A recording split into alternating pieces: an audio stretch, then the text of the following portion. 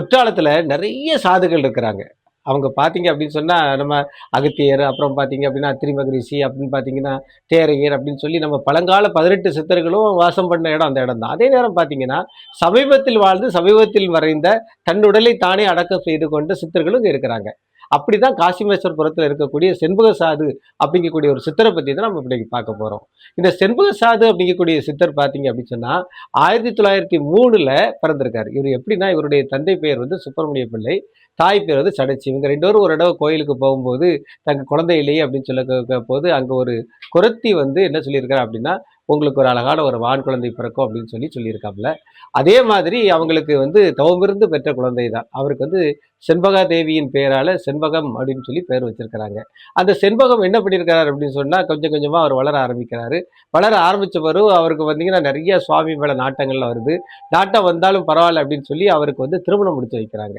திருமணம் முடிச்சு வச்ச பிறகு பார்த்தீங்க அப்படின்னு சொன்னா, அவர் வந்து மனைவியோட வாழ்ந்துகிட்டு இருக்கும்போது அவருக்கு 3 ஆண் குழந்தை, ஒரு பெண் குழந்தையும் பிறக்குது. பிறந்தாலும் கூட பார்த்தீங்கன்னா, இவருக்கு தவம் மேல ரொம்ப ஈடுபாடு வந்துருது. அதனால காசி உள்பட பல பகுதிக்கு போய், அங்க நிறைய சித்தர்கள பார்த்து அவங்க கூடலாம் இங்க இருந்து, அவர் நிறைய சித்து வேலைகள்லாம் கத்துக்கிட்டு திரும்ப ஊருக்கு வராரு. ஊர்ல வந்து பார்த்தீங்கன்னா, ஊருக்குள்ள தன்னோட வீட்டுக்குள்ள ஒரு பலகை அமைத்து, பலகை மேல் உட்கார்ந்து தவம் செய்துகிட்டே இருக்காரு.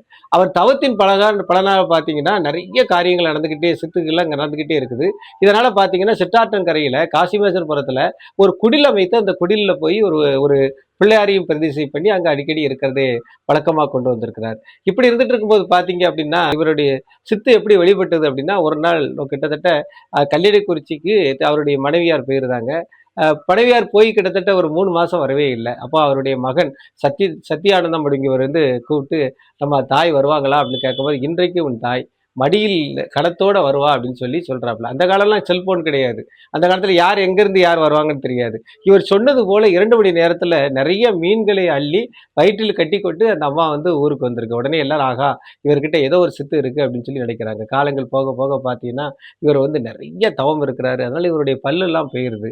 அதோட மட்டும் இல்லாம பார்த்தீங்கன்னா, திடீர்னு என்ன பண்றாரு அப்படின்னு சொன்னா, பக்கத்துல இருக்கக்கூடிய அந்த அவர் கட்டி வைத்திருக்கிற அந்த ஓலை குடிசல்ல ஒரு நல்ல குழி தோண்டி, அந்த குழிக்குள்ள போய் உட்கார்ந்து பல மாதமா தவம் இருக்க ஆரம்பிச்சிருந்தார். தவம் இருக்க ஆரம்பிச்சதுனால பார்த்தீங்க அப்படின்னு சொன்னா, அவருக்கு வந்து தவ வலிமை, அதாவது தவ வலிமை முத்த முத்த பார்த்தீங்கன்னா, காலங்கள் கடந்துகிட்டே இருக்குது. அவருடைய தவ வலிமை காரணமாக நிறைய விஷயங்கள் நடக்கும். ஆனாலும் பௌர்ணமி வந்துட்டு அப்படின்னு பார்த்தீங்கன்னா, நேரா இவர் எங்க போயிருவார் அப்படின்னு சொன்னா, செண்பக தேவிக்கு போய் எங்க அம்மனை வணங்குவத வழக்கமா கொண்டிருப்பாரு. இந்த வழக்கமா கொண்டிருக்கக்கூடியது பார்த்தீங்கன்னா, வர்ற வழியிலே அவர் சில மக்களுக்கு செய்யக்கூடிய நோய் தீர்க்கக்கூடிய அரிய மருந்துகள்லாம் சொன்னாருன்னா, அது நடந்துகிட்டே இருந்திருக்கு. காலங்கள் கடந்தது. ஒரு நாள் தன்னுடைய மகன் சத்யானந்தா கூப்பிடுறாரு. "தம்பி, நான் வந்து இப்போ 1952வது வருடத்துல இங்க ஒரு கற்கோயிலை கட்டுறேன்" அப்படின்னு சொல்லி கற்கோயிலை கட்டி அங்க வந்து எல்லாமே பண்ணி அதுக்கு அந்த பண்ணிக்கிட்டு இருக்கிறேன். ஆனா, நான் ஒரு குறிப்பிட்ட காலத்துல, அதாவது 1967 ஐப்பசி மாசம் 12ஆம் தேதி நான் வந்து பூர நட்சத்திரத்துல வந்து நான் வந்து பூமியா ஐக்கியமாயிருவேன். அந்த நேரத்துல நீ வணங்கு அப்படின்னு சொல்லி இவர் என்ன பண்றாரு அப்படின்னு சொன்னா, கிட்டத்தட்ட அவர் சொன்ன நேரத்துல அந்த பூமிக்குள்ள போய் அப்படியே அவர் அமர்ந்துருந்தாரு. குறிப்பிட்ட நாளத்துல ஸ்லேடுல எழுதி, இன்னைக்கு நான் வந்து ஐக்கியமாயிடுறேன்னு சொல்லி அந்த ஸ்லேட்டை வந்து மகன்கிட்ட காட்டுறாரு. அந்த குறிப்பிட்ட காலத்துல அவர் ஐக்கியமாயிருந்தார். ஐக்கியமாகி அந்த இடத்துல அவர் சீவசமாதி அடைஞ்சிருந்தார். அந்த சீவசமாதி அடைந்த இடம் தான் இன்றைக்கும் பார்த்தீங்கன்னா, காசிமேஸ்வரபுரத்துல அந்த சித்தாற்றங்கரையில இருக்கு.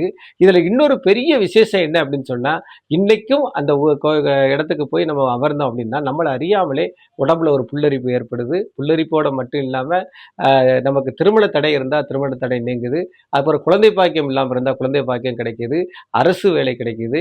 எல்லாமே கிடைக்கிறதுனால பார்த்தீங்கன்னா, ஒரு தவம் இருக்க ஒரு முக்கியமான இடம் அப்படின்னு சொல்லி காசிமேஸ்வரபுரத்துக்கு இன்னைக்கு நிறைய பேர் வாராங்க. அங்க வந்து தவம் இருந்து போறாங்க. தினசரி இங்க பூஜை நடக்கு. அது போக பார்த்தீங்கன்னா, ஐப்பசி மாசம் 12ஆம் தேதி அங்க வந்து குரு பூஜையும் நடக்கு.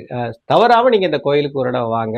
அந்த குற்றாலத்துல அந்த மேக கூட்டங்கள் தவழ்கின்ற அருமையான இடத்துல இங்க இருந்து தவம் இருந்து உங்களுக்கு வேண்டிய அருளை பெறுங்கள். இந்த கோயில பத்தியோ, இந்த சாதுகள பத்தியோ, இல்லாட்டா வேறு எது சாதுகள் இந்த பகுதியில இருந்தாலோ, அத பத்தி நீங்க கமெண்ட்ல சொல்லுங்க. அந்த சாத பத்தி விவரத்தை சேகரிச்சுக்கிட்டு நான் உங்ககிட்ட வாரேன். முத்தாலங்குறிச்சி காமராசுவின் நெல்லை வரலாற்றுச் சுவடுகள்.